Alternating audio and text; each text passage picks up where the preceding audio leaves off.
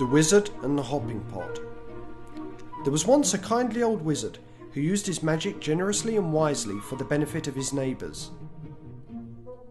Rather than reveal the true source of his power, he pretended that his potions, charms and antidotes sprang ready-made from the little cauldron he called his lucky cooking pot.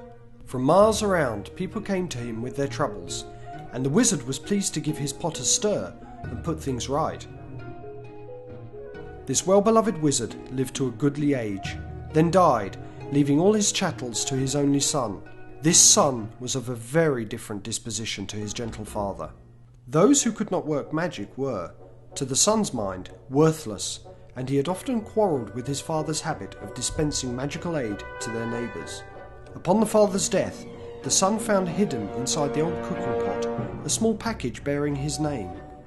He opened it, hoping for gold, but found instead a soft, thick slipper, much too small to wear, and with no pair. A fragment of parchment within the slipper bore the words, "In the fond hope, my son, that you will never need it."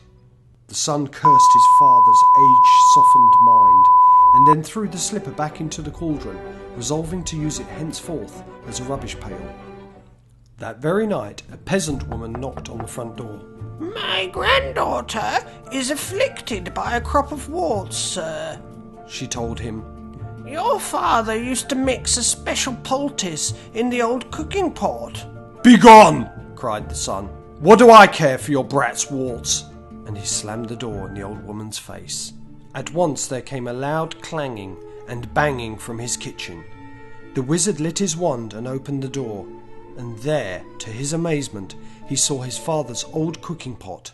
It had sprouted a single foot of brass and was hopping on the spot in the middle of the floor, making a fearful noise upon the flagstones. The wizard approached it in wonder, but fell back hurriedly when he saw that the whole of the pot's surface was covered in warts. "Disgusting object!" he cried, and he tried firstly to vanish the pot, then to clean it by magic, and finally to force it out of the house. None of his spells worked, however, and he was unable to prevent the pot hopping after him out of the kitchen, and then following him up to the bed, clanging and banging loudly on every wooden stair.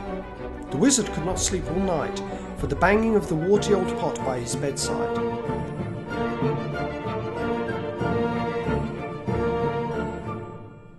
And next morning the pot insisted upon hopping after him to the breakfast table.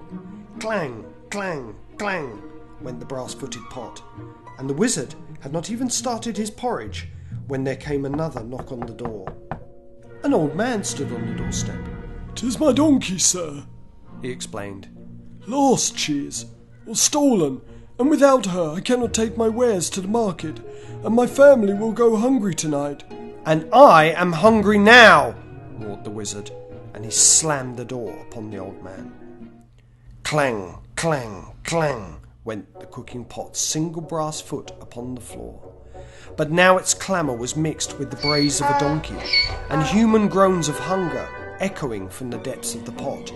"Be still! Be silent!" shrieked the wizard. But not all his magical powers could quieten the warty pot, which hopped at his heels all day, braying and groaning and clanging, no matter where he went or what he did. Ah!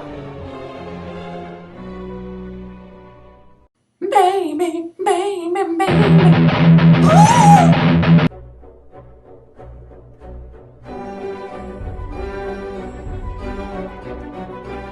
That evening there came a third knock upon the door, and there on the threshold stood a young woman, sobbing as though her heart would break. "My baby is grievously ill," she said. "Won't you please help us? Your father bade me come, if troubled." But the wizard slammed the door on her, and now the tormenting pot filled to the brim with salt water, and slopped tears all over the floor as it hopped and brayed and groaned and sprouted more warts. Though no more villagers came to seek help at the wizard's cottage for the rest of the week, the pot kept him informed of their many ills. Within a few days, it was not only braying and groaning and slopping and hopping and sprouting warts, it was also choking and retching, crying like a baby, whining like a dog, and spewing out bad cheese and sour milk and a plague of hungry slugs. The wizard could not sleep or eat with the pot beside him, but the pot refused to leave, and he could not silence it or force it to be still. At last the wizard could bear it no more. "Bring me all your problems, all your troubles and your woes," he screamed, fleeing into the night with the pot hopping behind him along the road into the village. "Come, let me cure you, mend you and comfort you. I have my father's cooking pot, and I shall make you well." And with the foul pot still bounding along behind him, he ran up the street, casting spells in every direction. Inside one house, the little girl's warts vanished as she slept. The lost donkey was summoned from a distant fry patch and set down softly in its stable. The sick baby was doused in dittany and woke, well and rosy. At every house of sickness and sorrow, the wizard did his best, and gradually the cooking pot beside him stopped groaning and retching and became quiet, shiny and clean. "Well, pot?" asked the trembling wizard as the sun began to rise. The pot burped out the single slipper that he had thrown into it and permitted him to fit it on the brass foot. And together they set off back to the wizard's house, the pot's footstep muffled at last.